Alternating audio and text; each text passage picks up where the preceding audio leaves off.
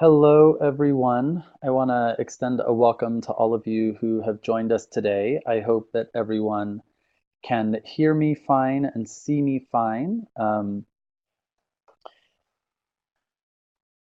Thank you again for coming. This is a topic that obviously is really near and dear to my heart. Otherwise, I would not have applied and then accepted the position to be the diversity and inclusion director for the MCC. I believe that diversity and inclusion, although a bit cliche in the way that those terms have been used recently, they've become cliche. I still think the work itself is really important, especially as it relates to justice with regards to the most marginalized among us. Um, Someone said recently in an email, they described the MCC as both denomination and movement. And I think that is really astute of them to say, because I think that MCC is positioned in a particular position right now, in a particular place right now, in a particular posture right now, to really be a voice of hope, a beacon of hope and justice for the world, that MCC can show the rest of the world and society, the communities that we live in, a different way to do church and justice that is meaningful and life-bringing to marginalized communities all over. So I will try not to take up too much of your time today. We'll go for about an hour, up to about an hour and 15 minutes, I think. We have a slot up to an hour and a half, but I don't think we'll take all that time.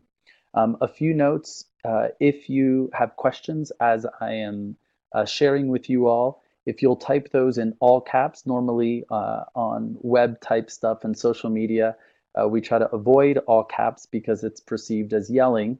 But because this is an ongoing chat, the all caps will actually help us see those and capture those questions. It'll turn our eyes to them. And I will try to answer those questions as they come through, as I see them. And any questions that I don't make it to, I will answer at the end. And I'm also happy to send a follow-up email afterwards answering all of those questions. So when I talk about identity and difference, there is a common question, or a driving question rather, that drives me in this work. And it's, how do we communicate across difference? I've been with MCC now for about 4 months, going on 5 since early March. And for me, in all of the constant conversations that I've had and the meetings that I've had, in the several network gatherings that I've been to, and meeting with folks face to face, the one thing that comes up to me time and time again is that for many of us, we don't need to be convinced that there's oppression in the world. We don't need to be convinced that there's systematic oppression in the world. And for many of us, we experience those oppressions on a daily basis in a number of ways. But the one thing that I often find, and not just with MCC, even in my own personal interactions and in my other academic circles or social circles that I move in, the one question that continues to come up for me is how we communicate across difference.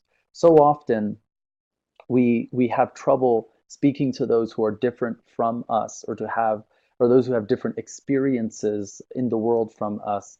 Um, we don't take time to hear, to listen, to really process and ingest the experiences of those around us. So this is why this has become my driving question, and it's what's been guiding the way that I have structured the work that I've been doing with MCC.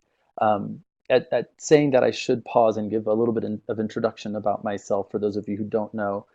You obviously know my name. I'm Jared Vasquez, and I have about 10 years or so I've been doing work like this, gathering communities to have tough conversations and ask tough questions. And I've done this in um, community spaces. I've done this in corporate work, kind of professional spaces. And I've done this now in church and spiritual and religious spaces. And so it's work I'm very passionate about. It's work that I consider my call, which is why when I saw the job at MCC, it spoke to me. It's one of the reasons that I went back to school and got a Master of Divinity from a Small Disciples of Christ seminary, and it's why I'm working on a PhD in religious studies, because this work is so very important to me. And again, for me, it's like call. So that's a little bit about me. Here's a little bit of an agenda. Um, I am someone who appreciates agendas. I like to know where we're going. It reduces my anxiety when I'm in a meeting or in a space in a classroom. So here's a little bit of an agenda. We're going to move on to a section I'm calling Understanding Ourselves, Understanding Each Other. Then we'll talk a little bit about systemic oppression and individual experience. And we'll talk about allyship, which is where we'll really get into dialogue across difference. And then we'll hopefully wrap up with any final questions and commitments from me and commitments that you can make on for each other in your own communities. So commitments for today, as I'm sharing with you all, um, be open to different ideas and stories. Think from your own experience. When you ask from your own experience. Um, I statements is where this usually leads us to. Um, Also, step up and step back. Again, the chat can be hard to follow if there's a lot of chatter on it. And so I don't want to discourage anyone from asking questions or making comments that come to them and that they feel moved to make and ask. But again, I ask us to be aware of how much space we're taking up so that others feel the liberty and the freedom to share. Letting go of assumptions is important. It's a hard one, but I ask that we enter this space with open hearts and open minds. All of our experiences are important and all of our lives are important. Um, but sometimes they come with assumptions that we make about others, about ourselves, about me, about what this hour and a half will, what we'll experience today. So I ask that we let go of that. I ask that we ask questions, and I don't just mean ask questions of the subject that I'm going to talk about and the kind of statements I'll make, but also ask questions of yourself. Ask questions of what it means, or rather, what's behind your question or what's behind your assumptions. If there's something that comes up for you that is a bit, maybe brings concern for you, or uh, that makes you pause or scratch your head, I ask that you take a moment and wonder and ask yourself, where is that coming from, right? Finally, take notes. I'm a note taker, and it helps me remember where we're going. It helps me stay on task, and I think it can help a lot of folks. There have been a lot of studies that when you write with your own hand, as opposed to typing, let's say, that things actually retain a little bit better. So I encourage you to take notes. And you might have other suggestions or other commitments for yourself. Think about what those commitments might be for you and where you're at, and how those can help you experience and participate during this webinar in more meaningful and deep ways. So when I talk about understanding ourselves and understanding each other, I'm going to start with a bit of a story. Uh, there is an activity I often do. I'm not doing it this time, but often I do an activity where I provide it's kind of like a Mad Lib poem. And I don't know if you all are familiar with Mad Libs, but there was um, these little books of kind of poems and jokes and funny sayings and whatnot called Mad Libs, and it would be partially written out, and then there would be blanks, and the blank would say, it would suggest that you fill it in with the name of a vegetable or um, a friend or whatever it might, an object, whatever it might be, and then at the end of it, you read it and you kind of end up with this often comical little prose, right? That you have filled in. So there's a poem called I Am From that I often share, and it's in the Mad Lib style with blanks. And the poem simply starts, I am from, and then there's a blank. And the very first blank asks for people to fill in two objects from their childhood. And the poem goes on and it asks people to list two family names or a fond memory or a characteristic of their family or a religious memory, whatever it might be. And at the end of this poem, you end up with this kind of little prose about yourself. And I often open with that, and I have people work on it beforehand and then share with their neighbor, someone who might be sitting next to them, and read their poems aloud. I do that for two reasons. A, It grounds us into remembering that each of us come from very particular experiences and places in the world, that each of us are filled, that all of who we are today is made up of all the experiences that we have been through from our birth until where we are now. And it grounds us, right? The other thing that it does is it reminds us that we aren't always as different from each other as we like to think we are. We all experience the world in very different ways, and we are all very different people. We are of all different races, we are of all different genders, we are of all different sexualities, education status, economic class. And yet, we often share very similar experiences. And one of those experiences came up in a recent class that I was doing this. And two students who sat together, both of them answered in one of their I am from sentences, both of them answered, I am from red beans and rice. Now, one of them was a white person, the middle class, and the other one was a person of color who grew up in a lower socioeconomic class. And it struck them that they both grew up eating rice and beans weekly, red rice and beans. And that launched them into a conversation about, well, how did you make the rice and beans? How did your mom? Oh, did your, family put this in them? Well, my family didn't do that. We actually made our spicy. Oh, we made our, right? And so it got them into this conversation that made them realize that they had this connection, that walking into the room, just seeing each other, because one was a white person and one was a person of color, for example, they may not have realized that they shared similar experiences, and yet they did. And so often, I think we come into conversations like this one around diversity, around justice, around inclusion, around systems of privilege and oppression. And we come solely focused on our own identity, on our own experience. And in that experience, there are ideas and assumptions about other people, about people who seem and we perceive to be different from us. But until we open up and are able to be vulnerable with each other, we may not realize that we actually have more in common, and that those moments of commonality can actually be doorways to open up conversation, to talking about how we experience the world differently, so that we can make space for each other, make space for each other's stories. And so this is what I mean when I say understanding ourselves and understanding each other. So leading from that, there's a very important um, phrase that many of you may have heard called intersectionality. And this is simply that we are made up of all kinds of parts, right? There are many pieces to our identity. Intersectionality was coined by a law scholar, Kimberly Crenshaw, in the 80s. And one particular example of why she came up with this is she used the example of a court case of a Black woman who sued her company for discrimination. And she sued for discrimination because she was Black. She felt discriminated against due to her race. And she also felt discriminated against due to her gender because she was a woman. And this case, went to the court and it went through several courts. And at one point, the court was confused. The court pushed back against her. They said, well, you can't sue for both of those. You have to pick. You can sue based on discrimination based on race, or you can sue based on discrimination based on your gender.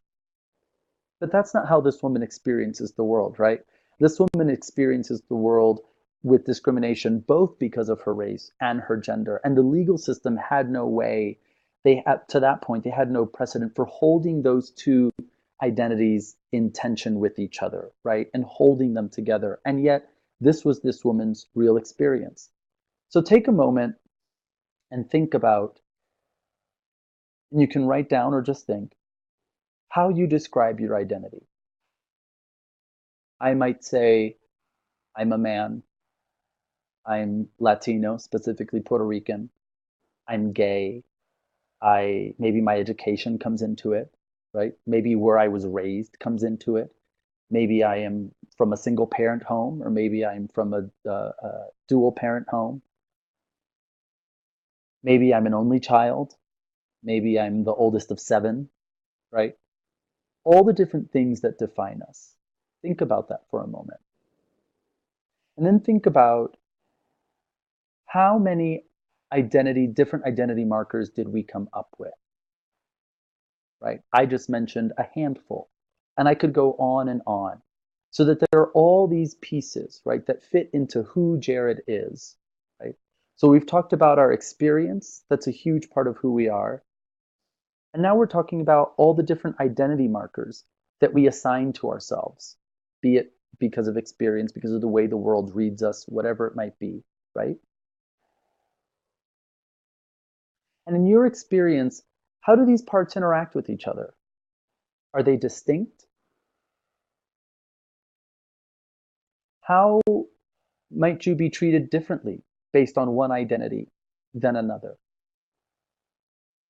And when do those things come together to create a different experience of how the world treats you? I'll give a quick example about this. I was having a conversation with someone who identifies as a white cisgender woman. And we're having this conversation, and it was a very deep and open and vulnerable conversation. And at one point, she called me out. She called me out on my male privilege. This was really interesting in that moment. And we had a really intense conversation following that. Because while I am cisgender, meaning that if you don't know or are unfamiliar with that term, meaning that the gender I was assigned at birth based on my physical presentation in my body, I also identify as that gender. So I was assigned male at birth and I identify as male. So yes, I move through the world with a kind of male privilege. But I'm also gay. And not just gay, I have typically been very effeminate my whole life, especially as a child. I remember the first time I was called a faggot, I was 5 years old because of the way I moved, because of the way I walked, because of my mannerisms and the way I talked. And so I've always been that little effeminate kid who got picked on and beat up. So while, yes, I experience male privilege, the experience of my male privilege is nuanced by my experience of my sexuality and my affectation, the way that I present in the world, the way that my mannerisms go, right? Depending on how I dress from one moment to another. If I'm being more queenie and effeminate, right? People perceive me and see me different. And so my experience of male privilege shifts with that. So that male privilege, for example, is not a monolithic experience that everyone who identifies as male experiences in the same way.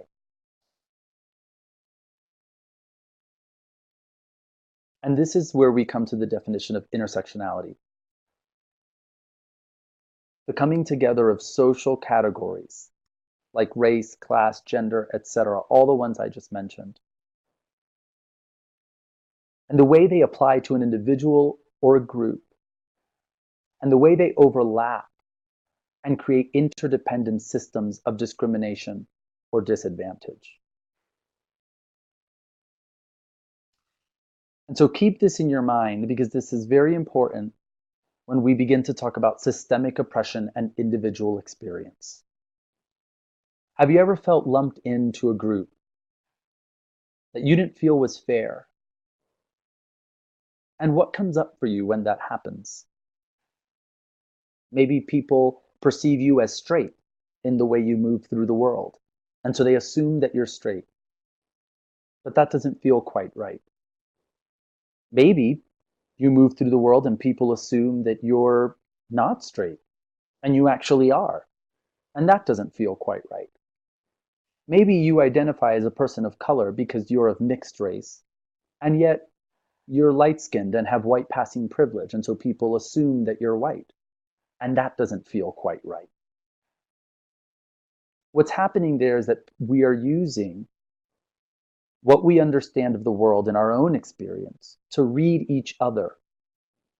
But what we're not doing is taking a moment, right, to understand and think deeply about individual experiences that other people might have. And then when people say, no, I'm actually not straight, or no, I actually am straight, or no, I actually am a person of color, how then do we stop and pause to think about how that person's experience not only differs from ours, matches up with ours, how it puts into question our own perception of their experience and of who they are and their identity. Right? These are things that we often don't think about.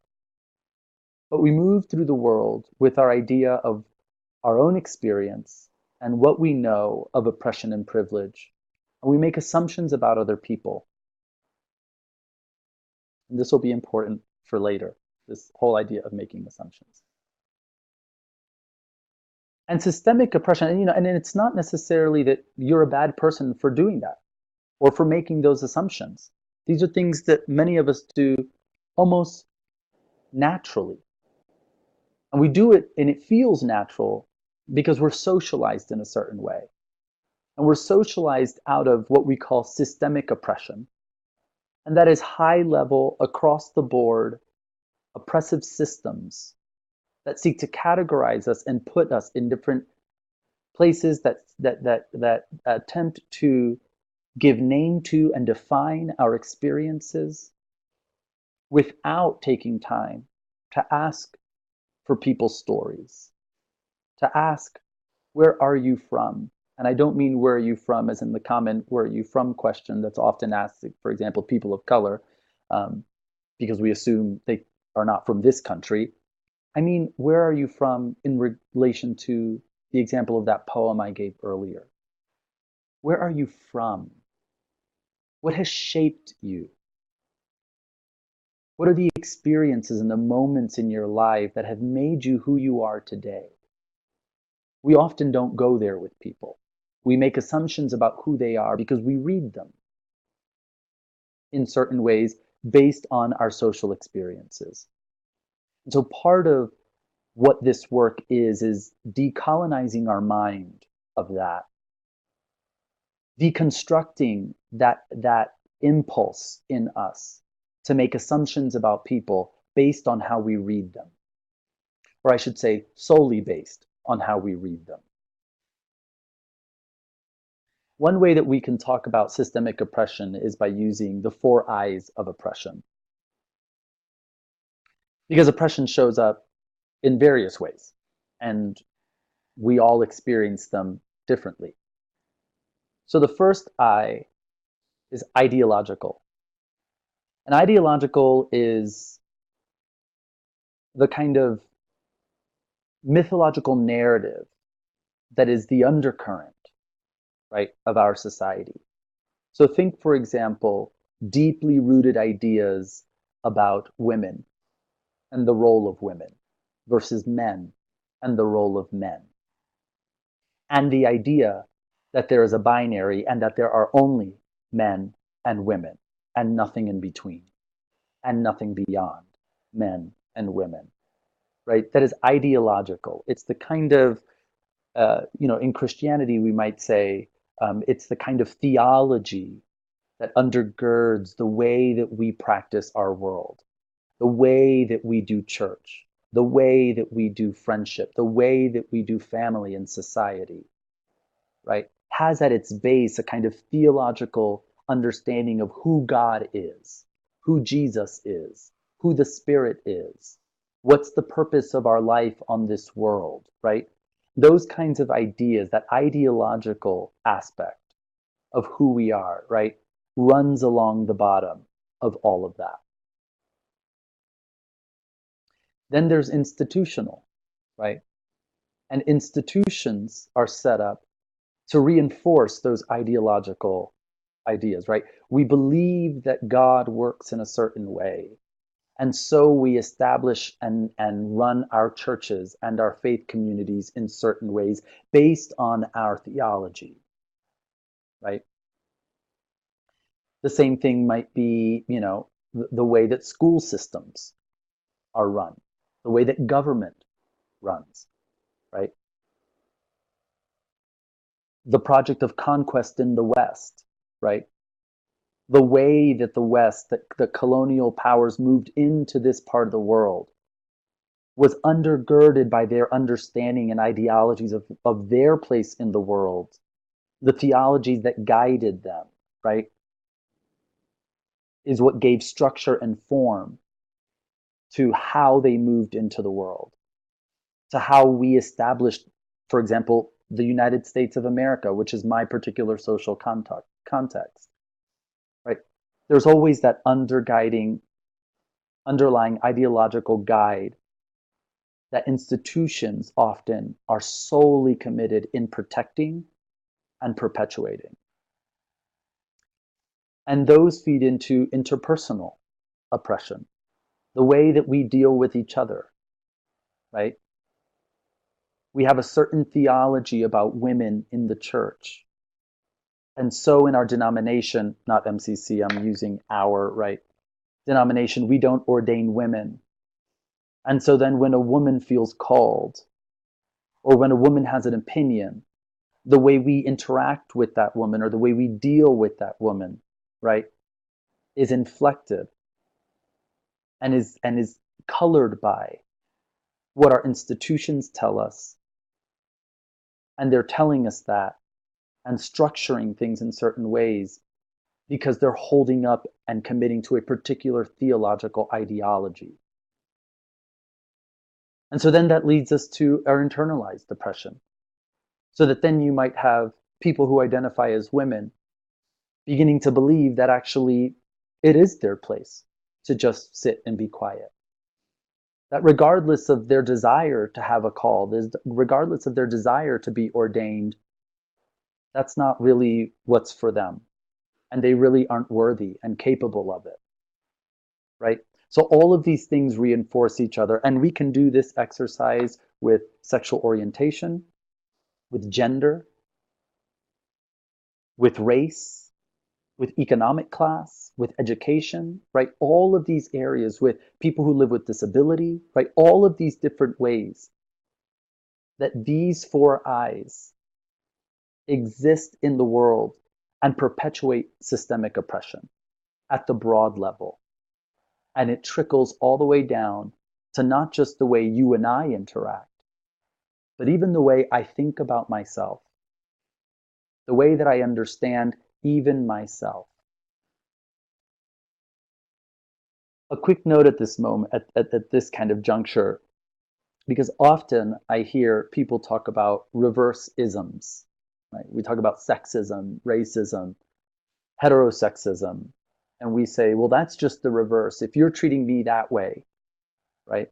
Let's take, for example, let's stick with the binary example of men and women, even though it's problematic. And I think one of our biggest opportunities in the fight for justice is to undo ourselves of this reliance on binaries, that it's always either or, one or the other. But nonetheless, we'll stick with it because it's something that many of us experience. So let's go on with this example of sexism.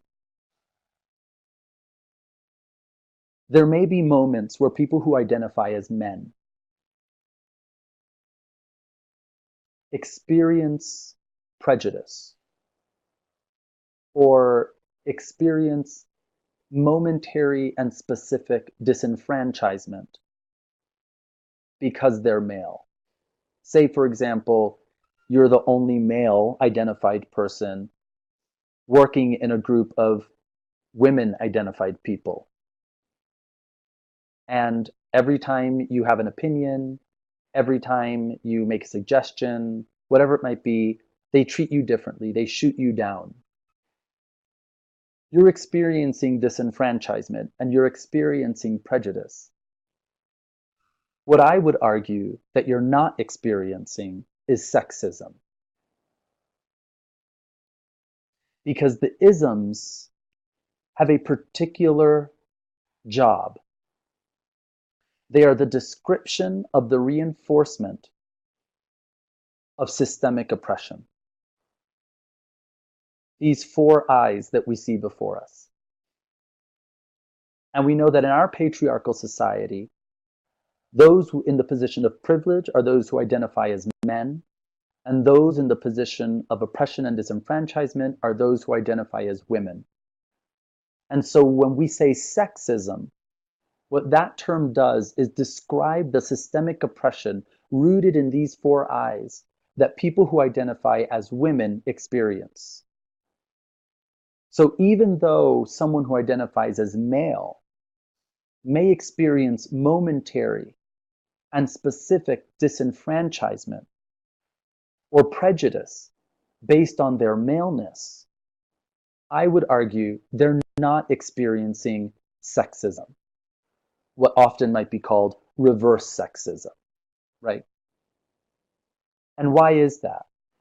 Because at every moment, that prejudice, that momentary disenfranchisement that you're experiencing as male is not rooted in the larger system of oppression that seeks to oppress a group of people as a whole, right? Ideas about women and being, say, unequal to men in ability is a project that seeks to oppress women as a group.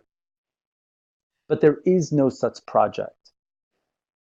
Say, we'll take again the United States, for example, because it's my social context, and so I'll speak out of that, out of my own experience in this country. There is no project that seeks to disenfranchise males as a group. The most common way that we hear about reverse-ism is actually not sexism. It's racism. Often people say, that's reverse racism. But let's think about what racism does. In our context in the United States, racism describes the project of oppression against people who are not white. It describes a systematic, oppressive project that seeks to disenfranchise people of color with regard to access in education, jobs, right? Any number of things. Drinking fountains, right? That's a reality of our history, that people of color couldn't drink out of drinking fountains. They couldn't go to the bathroom. And this is why the work of diversity and inclusion is primarily, and always has been, whether we've known it or not, about justice and about reversing the tide of oppression. Because there's a definition of racism that I have there on the screen before you. It's prejudice plus power. Anyone can experience prejudice. Anyone can experience momentary, specific disenfranchisement. But not everyone's experience of that disenfranchisement, of that prejudice, is backed up by these four I's. It is not backed up by ideological, institutional, interpersonal, and internalized oppressive systems and ideas. And that's what I name as power. So that when we talk about racism, sexism, ableism, right? It's not just this neutral term that we should throw around, that anyone can experience. These are terms that describe the specific experience of a marginalized group whose marginalization comes at the expense of their freedom for the betterment of the dominant class. And it is backed up by US law, by institutional practices in medicine, for example, by institutional practices in education, for example, right?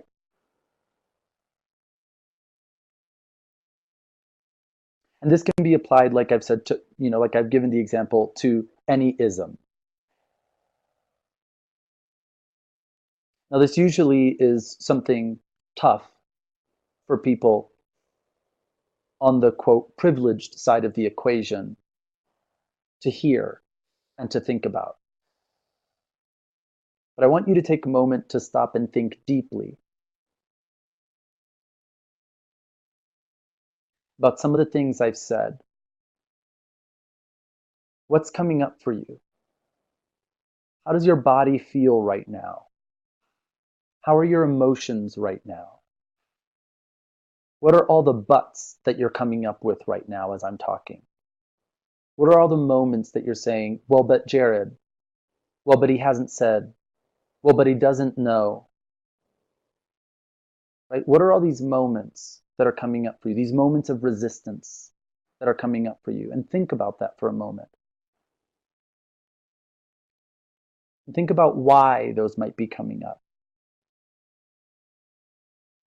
What might those be rooted in?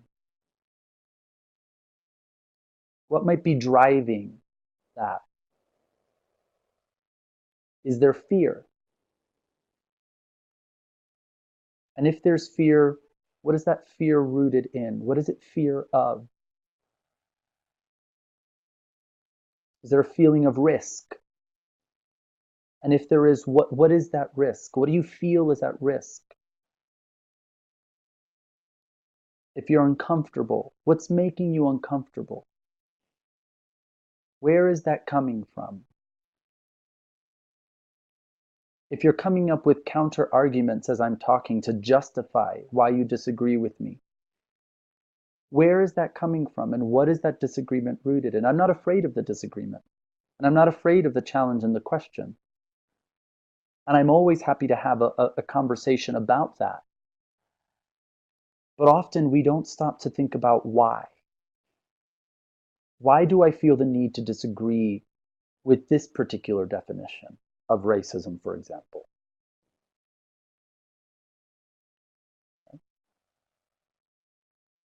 Often I find it's rooted in our own experiences. That we have experienced the world in a certain way that doesn't always match up to this. So I'll give another little testimony, if you will. I come from a Pentecostal tradition. My parents are still Pentecostal ministers, and so testimony is a huge part of our church worship. Often, sometimes the longest part of the church worship. If someone really gets going, it might turn into the sermon if they really get into it. I was having a conversation with a man, and I'll describe myself.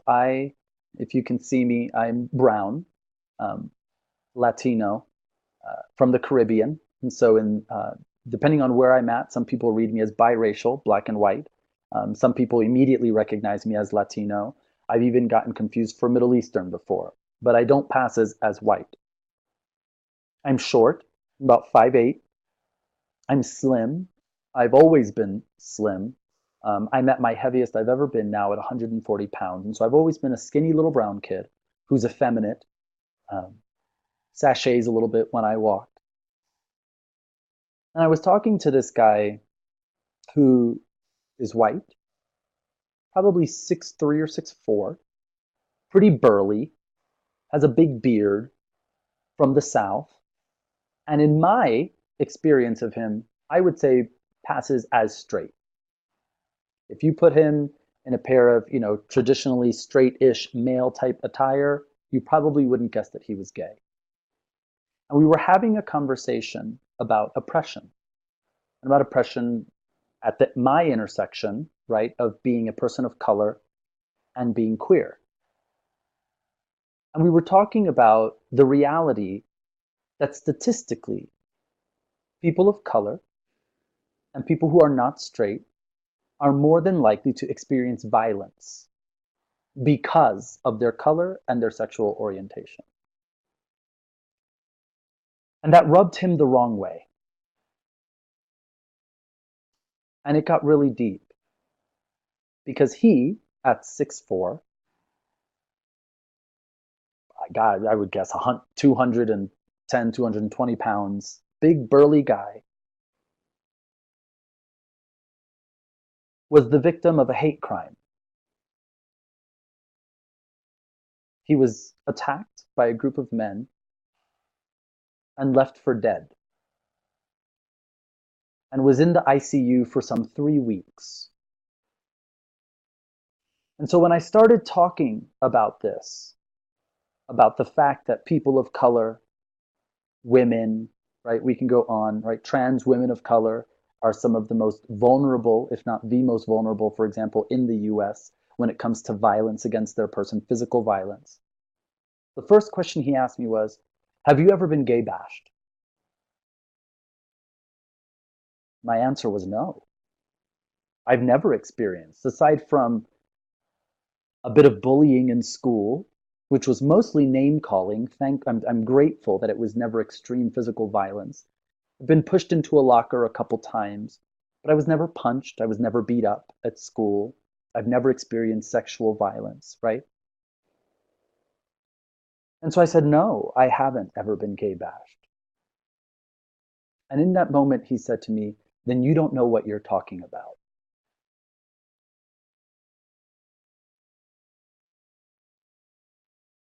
And that struck me into silence because I started to think, do I really not know what I'm talking about?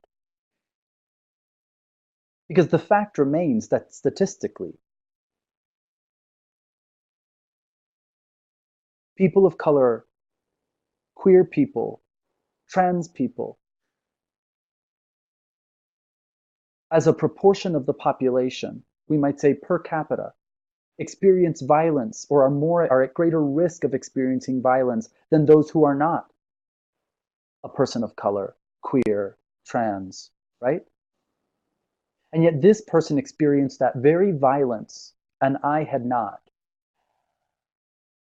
And I use that example to reiterate that systemic oppression exists alongside our individual and personal experiences. But our personal experiences don't dismiss the reality of systemic oppression. And so how do we begin to learn to hold each other's tension between those two things? We hear this often when people bring up the term, even when I bring up the term white privilege. And inevitably, I get a student in class or someone in my workshop who is white and says, but I didn't grow up with privilege. I grew up poor. My parents had elementary school educations and no more, whatever it might be. I didn't experience privilege. And so how do we hold in tension the reality that these four eyes have privileged white people over people of color systemically in our history? But there are still white people who experience extreme poverty and lack of education and hunger, etc. Part of what I'm trying to get at in these webinars that I've been doing is getting us to think about the ways in which we remember and hear each other's humanity, that we make space for each other's humanity and experience, and learn to hold in tension the reality that there's real things as systemic oppression, and there's real things as individual experience. And that even when a man experiences prejudice because he is a man, that does not then signify that the project of the oppression of women for being women has ended and doesn't exist. That we can still have both of those things, and that there's still work to be done to dismantle systemic oppression. So again, systemic oppression is institutional, it is codified, it has the support and force of the law behind it. Right? I could, drag out a bunch of statistics and studies that have shown that in the war on drugs, certain kinds of drugs that happened to be more often consumed by white people carried more lenient sentences and prosecution, even though they are essentially, in essence, the same drug in a different form than those consumed by communities of color, and that other drug, more often consumed by communities of color, carried harsher sentencing and prosecution for essentially the same drug. Or that for the same crimes, Black men are more often than not prosecuted to the fullest extent of the law when white men for the same crimes are not. Right? It has the force and support of law behind it. It is codified.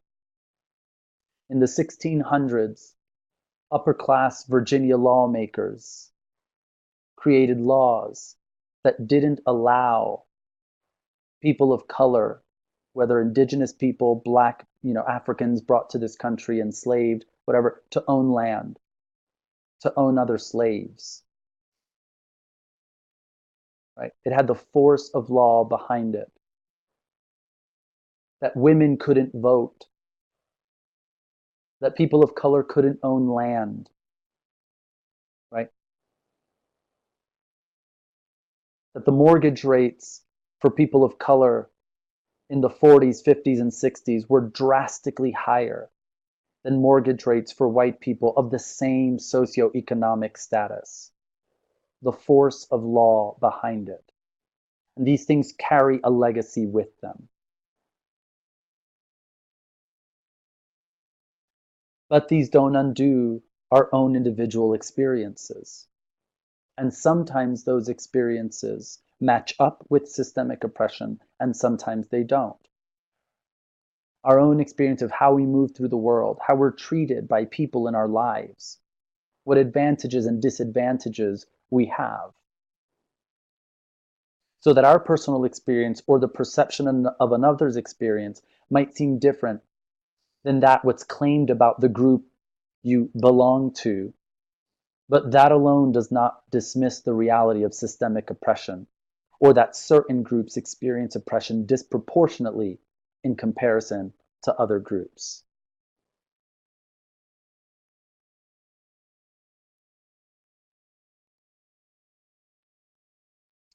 We have a question. How the understanding of vulnerability does not take us to a possible, I think victimization is the word there. I'm not sure that I understand the question. If perhaps you could ask it in a different way.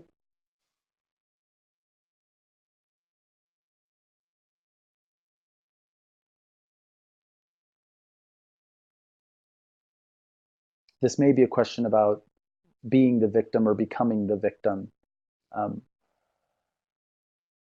which is a very real thing that happens, and I won't be talking about that specifically in this webinar, but that's a very good conversation to have. In this webinar, my aim is to delineate and have us, bring us to a place where we understand together how I am using and how I think about systemic oppression and individual experience as it relates to the work of justice that we're called to. But looks like they're going to try and rewrite the question, and so I'll take a minute to answer that shortly. So this is, there's another piece that I want to bring up before we move on to the piece of what I think is how we can be allies, and that's the experience of microaggressions. We often hear this term, microaggressions, and so I want to talk about it because I think it's important to understand what microaggressions are and how they operate in the world. Microaggressions are behaviors or statements towards members of a marginalized group that don't necessarily reflect or are rooted in malicious intent, but nevertheless can inflict insult and injury and reinforce negative ideas or stereotypes about that marginalized group.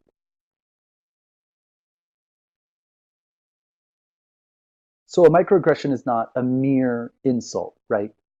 It is something that reinforces the ideology. We might go back to that, the 4 I's, right? It reinforces the ideology about a certain group. So for example, disparaging comments that are made about women. And it might be, you might see a woman doing something that maybe is, or actually, here's a good example, an experience of someone who shared this with me.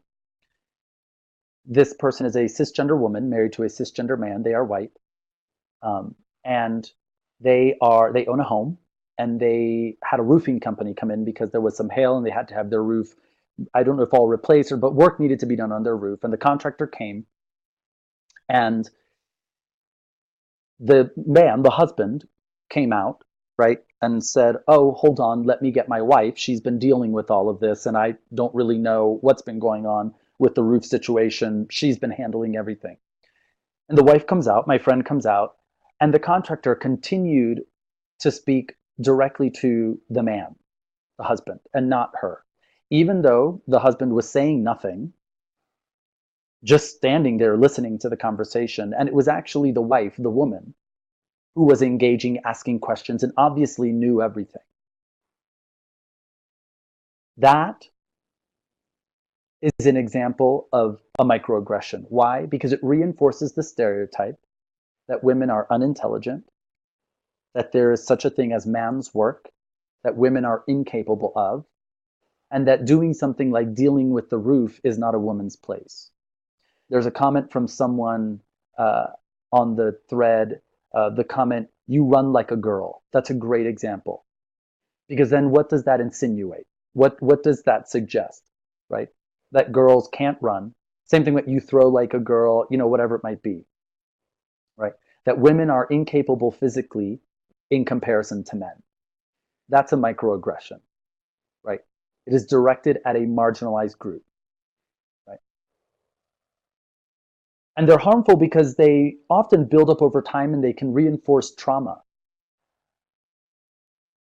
If, say, for example, you say something to someone that is a microaggression, you won't realize it is because that's how microaggressions work, and this person gets really offended. Say, for example, you said to someone, "You run like a girl," and they just fly off the handle. And you're like, "Whoa, I didn't mean it like that. Geez, calm down," right? You're probably not the first person that day or even that hour who has said something along those lines to that person. And that buildup has been shown to have similar effects of explicit or acute trauma. Let me repeat that. The buildup of those little behaviors and statements all day long that one person in a marginalized group experiences build up over time, and they have similar effect as explicit or acute trauma.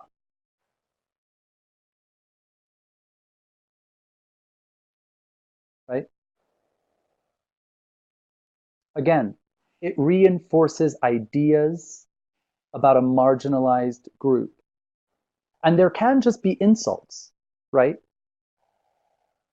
But think about them in that way. Think about what they operate. There are things we should and shouldn't say, right?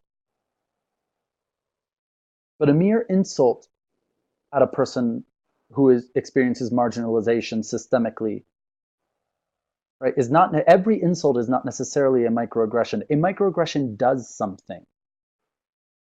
It reinforces the idea that women are inferior to men, that homosexuals are sick and depraved, that people of color are less intelligent, right? That's the work it does. It is not mere insult. It reinforces the subconscious ideological underpinnings upon which institutions and systemic oppression are built on. They often reflect views that are supported by broader ideological perspectives, right? And it's those perspectives that inform policies and practices in our system. Education, judicial, criminal justice, health, politics, and policy, immigration, right? It's those statements, that's the work they do. So it's not mere insult. There are a lot of things we shouldn't say to people because they're just mean, right? Don't be an ass. But there are specific things that we do and say, all of us, everybody on this webinar, I do it, everyone in my life does it, we all do it. None of us are immune from practicing microaggressions in our day-to-day lives. And so the goal is to begin to decolonize our minds so that we can identify them when they happen. And it happens to me all the time, right? Here's a fun example of something that I do a lot. And this is one that always gets people into a fight in my classes. So I'm not trying to get us into a debate about this in particular. Holding the door open for women, specifically for women. Where does that come from? It comes from an ideology rooted in chivalry, which is rooted in patriarchal systems that women are incapable and weak and need to be protected by men. The idea that a woman is incapable of opening her own door because she's weak and frail, and she needs to be protected at every turn. Now, I like to hold the door open for people, and I like the door held open for me. It's a nice gesture. But often I think about if I hold a door open for one of my friends who identifies as a woman, I often catch myself that I just held the door open for her, but I didn't hold the door open for the guy behind her. What is that behavior doing?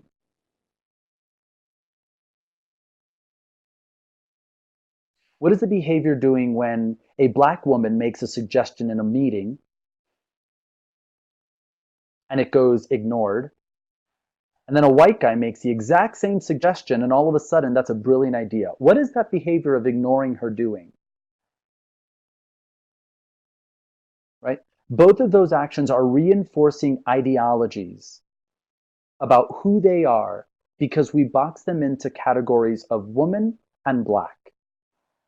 And those are incapable, they're unintelligent, they're not smart, they don't have the mental acuity, right? These are the ways that it reinforces it. But of course, we don't even notice it when we do it. And so the goal here is to use some of the things we've talked about to begin to open up, and I use that phrase again, to decolonize our mind. Because our minds are colonized by white supremacy. Our minds are colonized by patriarchy. Our minds are colonized by heterosexism. Our minds are colonized by classism, right? So how do we begin to decolonize our minds and break ourselves of these habits so that we move through the world differently and make space for people's experience and begin to not be passive participants, but active participants in diversity and inclusion, which is always the work of justice. It always has been. And I don't always use that language, right? But it is always foremost in my mind.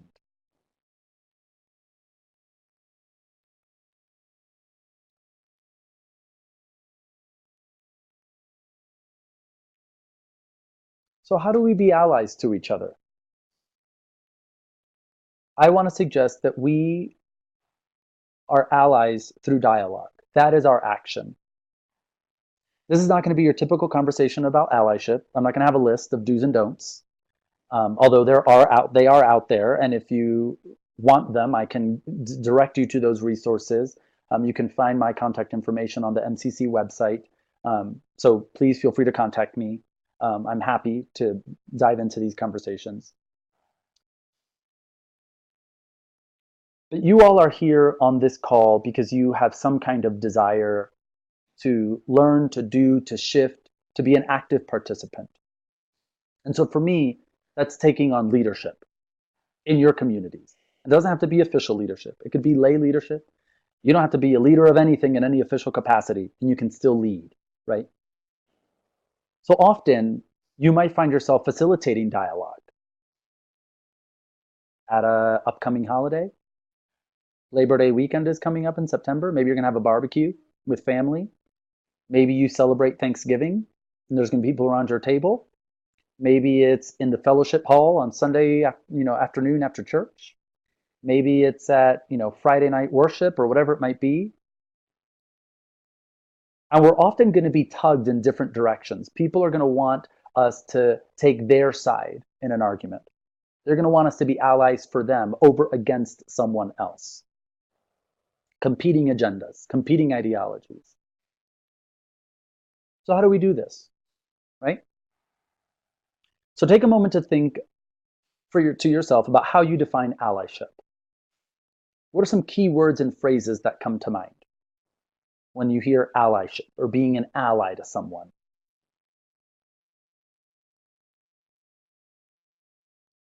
And think about maybe a marginalized group in your own context, in your church, in your community, whatever it might be. Maybe someone in your family is a member of a marginalized group, in your friend group.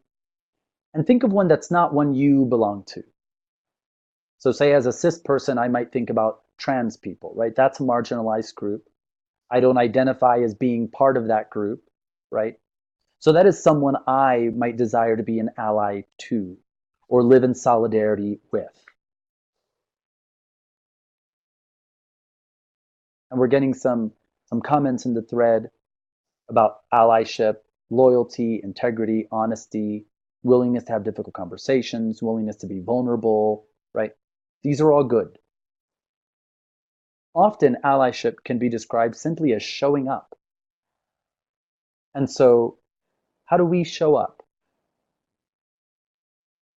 I want to suggest that we show up through dialogue. And the phrase I want to use when it comes to dialogue is gracious space. So can you think of a time that you experienced gracious space? How did you feel before you entered that space? When you left, how did you feel? How did you feel in that space? What did it look like? Who was there? That moment that you experienced graciousness in a space.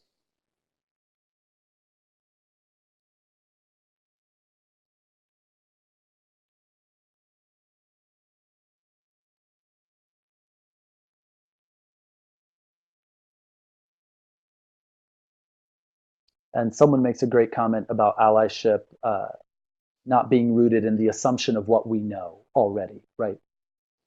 That's really good. So people are saying that in a gracious space, they felt energized, they felt heard or listened to, understood, right? That space was made for them and their perspective. Wonderful, wonderful. These are all great. Engaged with, right? People felt engaged with, good. So commonly we might define gracious as courteous and kind. But theologically, we might define it as the showing of divine grace, of mercy and compassion. And for me, when I think about it theologically, graciousness is synonymous with love in the theological sense. And so I bring up a scripture that many of us are likely familiar with, 1 Corinthians 13, and the description of love as patient, as kind, not envious, not boastful or arrogant or rude. It does not insist on its own way. That's a good one to repeat. It does not insist on its own way. It is not irritable or resentful. Right? We might describe gracious space as having these qualities. And so if we think about dialogue as possessing these qualities, then we might describe dialogue as patient and kind. No room for envy or boastfulness or arrogance or rudeness. Not insisting in one's own way. Not irritable or resentful. Not rejoicing in wrongdoing. Not rejoicing in insult. Not rejoicing in destroying someone with words because you can.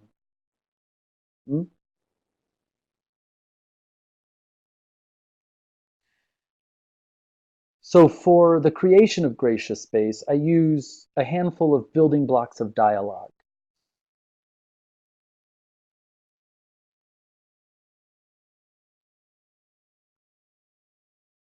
And these building blocks, let me pull up. I got to pull up one little file to help me. You're seeing my vulnerability right now because I don't have something pulled up that I should have had pulled up, and it makes me uncomfortable and nervous. So you're seeing that now in me. So these building blocks of dialogue. Yeah, there's a good comment that's just been made, that gracious space and dialogue need to work through irritability, work through resentments, and I if yeah, I hadn't gotten there yet, but I don't want you to hear me saying that gracious space. Well, I will say, well, let me get there because I will say that I think gracious space is in some ways absent of these things, but it does not begin as absent of these things, right? It is something that we are working to. Again, I say the work of diversity and inclusion, the work of justice is less about the work of gracious space through dialogue, is less about destination and more about journey and how we journey with each other in the creation, as I might say, in my own theology, in bringing about the kingdom of heaven here on earth, right?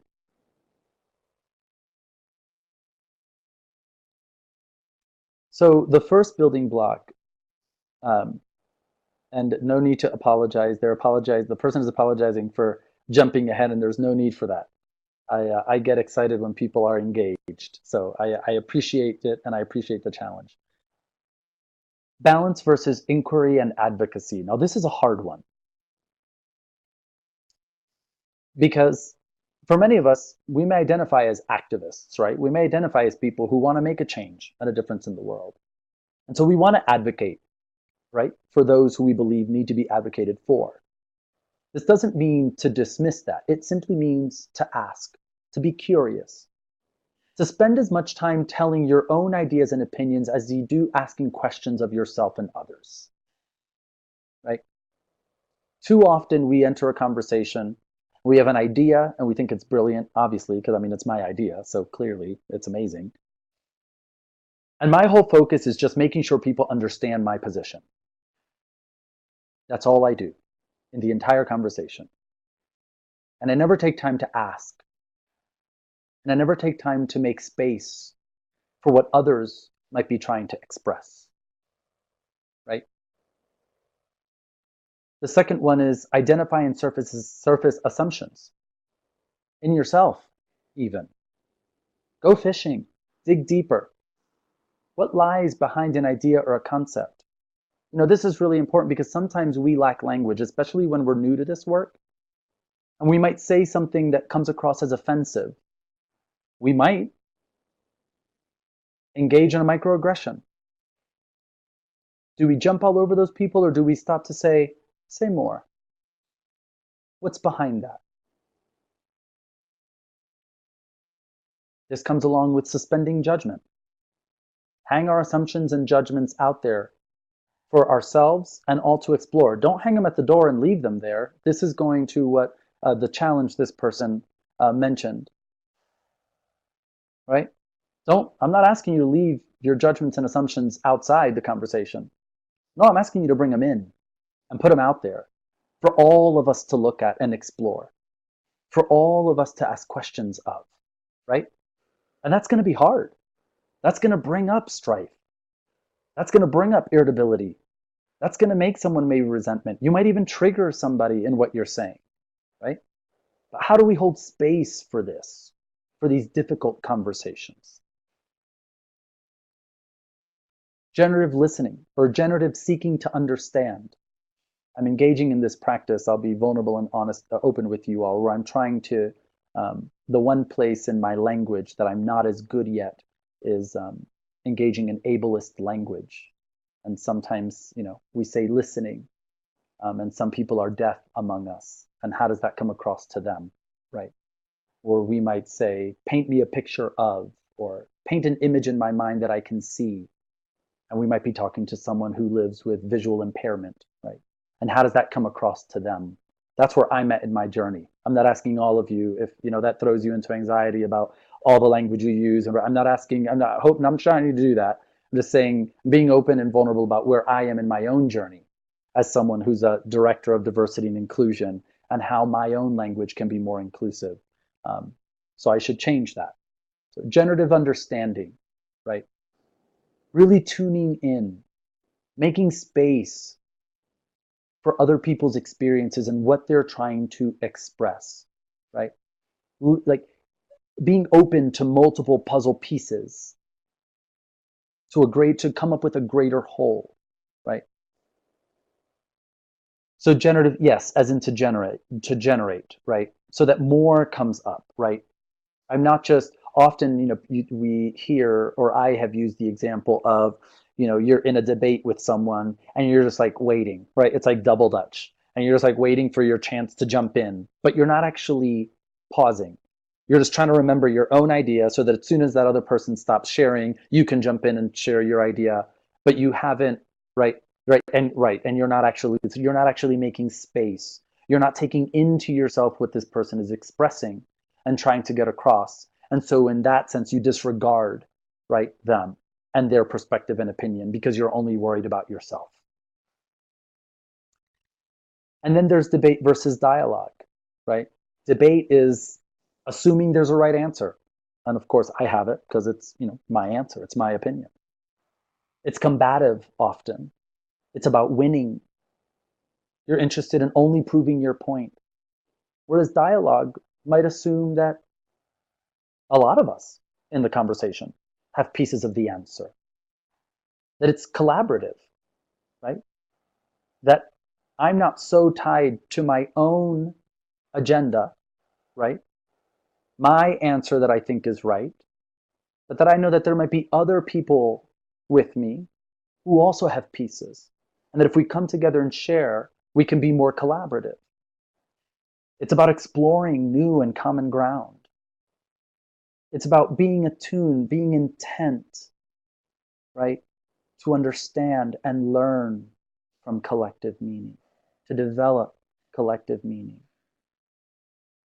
to reveal and reevaluate assumptions, to re-examine all positions, even our own, to letting go some of our own ideas that we came into the conversation with and saying, hey, actually, I don't need that piece of my idea.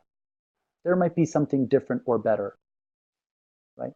And it's based on inquiry and asking questions, right?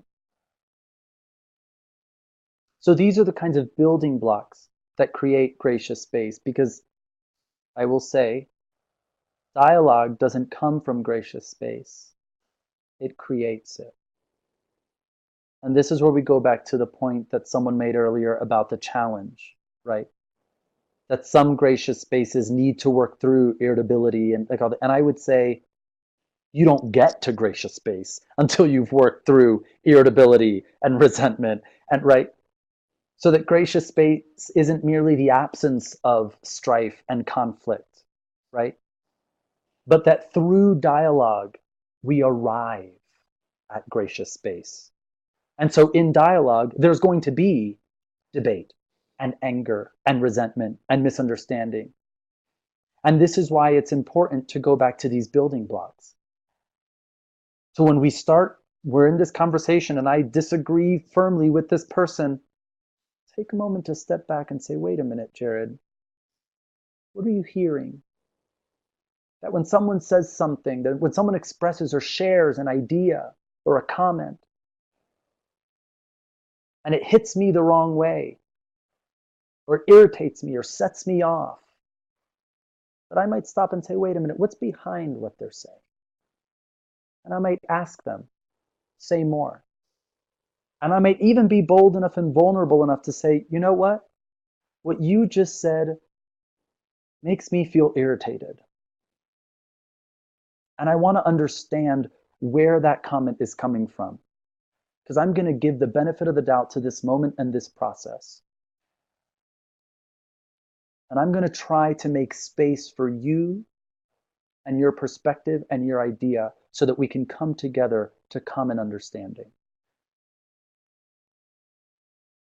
So in this sense, allyship shows up in the form of creating space for marginalized voices to be heard. But allyship isn't about control or saving other people, right? And this is where the comment that was made about thinking about what we, rather than asking what we can do instead of assuming what we know, that's a good comment to make. And I want to try to nuance that a little bit and say that allyship is even beyond asking what we can do. There might be nothing I can do.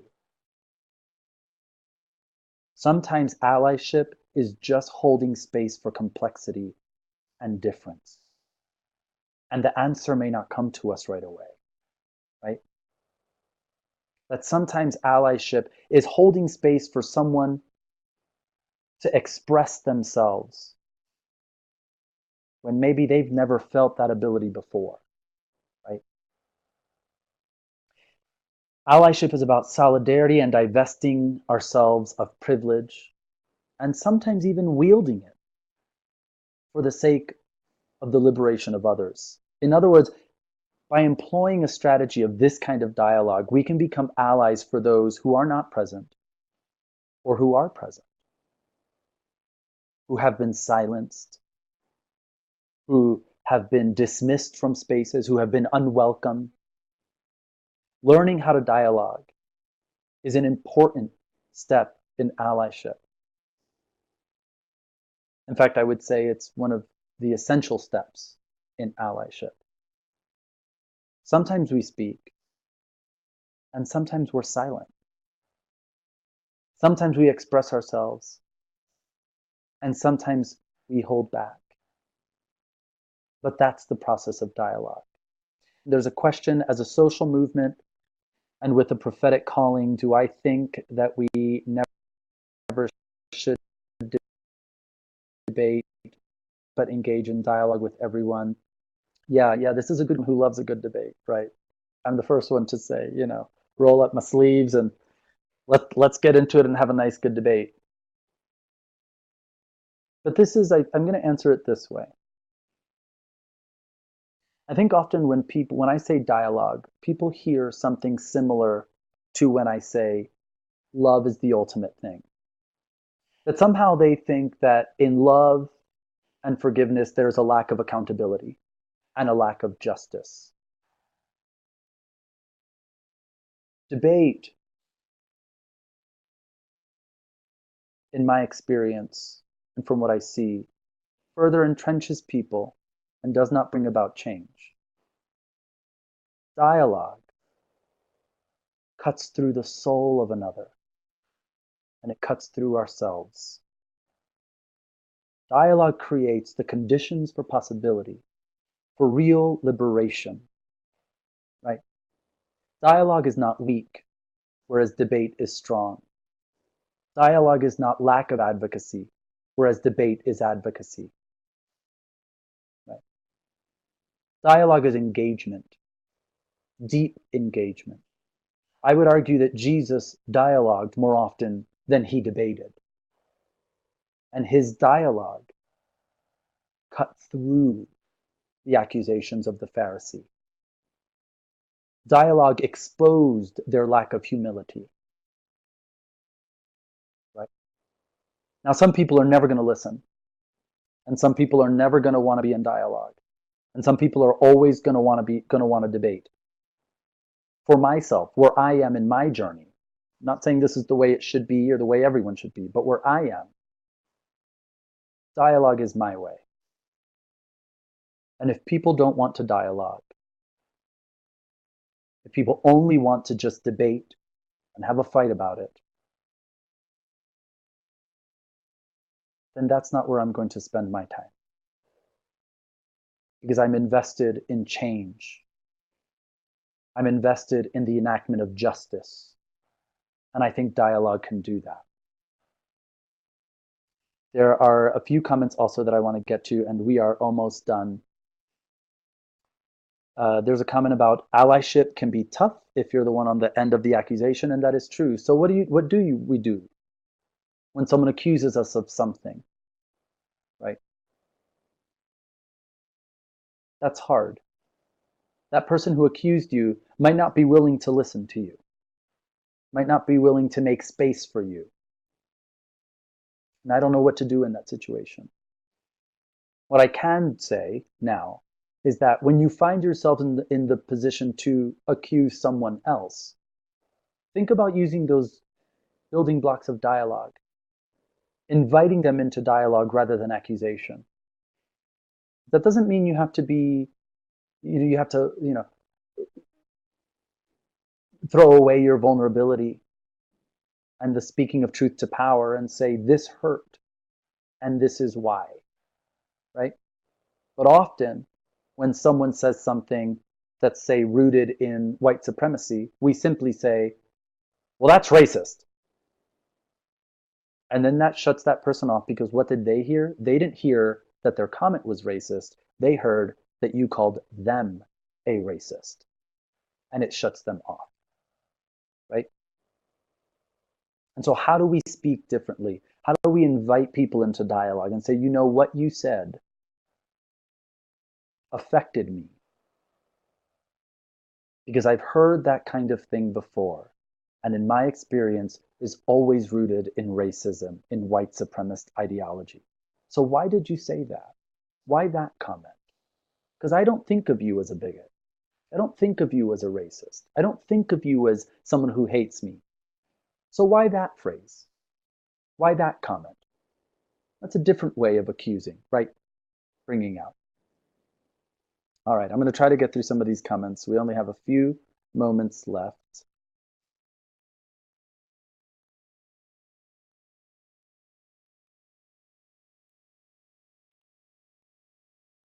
There's a good comment about figuring out what's immediate. That's often tough.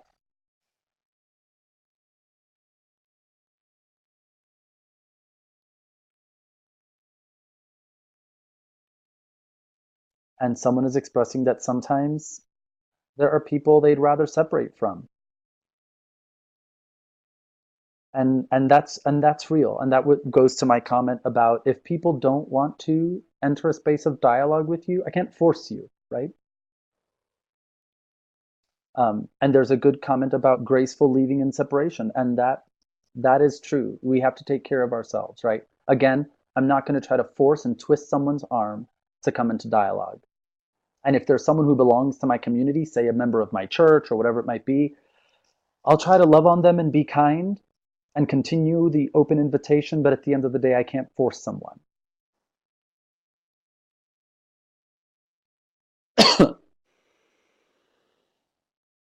So there's a lot of good dialogue happening, and I appreciate that. And I don't think we'll get to all of it. There's a lot that's bubbling up even for me. And so if anyone has specific questions that I'm not going to get to, because there are things that would be wonderful to address, but again, I told you we might not go the full hour and a half, and we're at 7 minutes to the end of the hour and a half. So I want to be respectful, pardon me, of people's time. I want to just make one final note about power and togetherness. I use this image you see before you. Hopefully you all can see it, but I'll describe it for those who can't. There are a number of arms, 5, and rather than holding hands, they are grasping each other's wrists, so creating a kind of circle by grasping the wrist of the person next to them. And the arms are of seemingly different genders and races and ethnicities. And the reason I use this image is because this image is one of solidarity and togetherness, but there's a subtle violence going on. There's a subtle power play going on. Think of grabbing someone's hand versus grabbing someone's wrist. Which feels more aggressive, right? Which feels more like a power play? I think the grabbing of the wrist. And I use this image because power is always around us. And power never comes from one location towards somewhere else. Power is not unidirectional. It's always back and forth. always, in every situation. And so when we think about how we dialogue, when we think about how we come together to be allies, when we think about coming together to have the tough conversations, realize that there is no such thing as a completely safe space. I can't guarantee 100% safety in any space. What I can hope for is brave space, a space where we come together and we realize that we are all capable of power plays on each other. We're also capable of dialogue and being gracious towards one another. But even when we're gracious with one another, that doesn't undo the real reality of power. It doesn't undo the way that we can trigger each other. It doesn't undo the systemic oppression that is present and represented in our midst, in and among us. It's always there. This work is hard. And like I said before, it's less about a destination and more about a journey. How do we journey together? How do we move along in this work in ways that, again, to quote my own theology, brings about the kingdom of heaven on earth in our own communities? So I want to thank everyone. We don't have time for questions, even though that's the next slide. But you all have made some amazing questions, and there are some questions here that I will access the transcript of the chat box, and I will go back and think about those. And those of you who asked questions, please feel free to reach out to me if you'd like. Again, my email, you can reach me via my email on the website. And I'm happy to engage in longer conversation with you all about this. And again, I want to reiterate what someone said in the chat box, that I hope that everyone heard that all of the questions were fantastic questions. And I only lament that we don't have more time to talk about them. So wrap up and commitments. Here I have in front of us, and I'll read them out loud, some of my commitments so that you know what I'm committed to in this position. I'm building a series of 90-minute webinars. This is not the only one that will be recorded and be available for others. There was a question that someone wrote to me about closed captioning because they are hearing impaired, or they live with, I'm sorry, hearing impairment. And so we will be working on getting closed captioning for the webinars after the fact, which I believe is easier to do.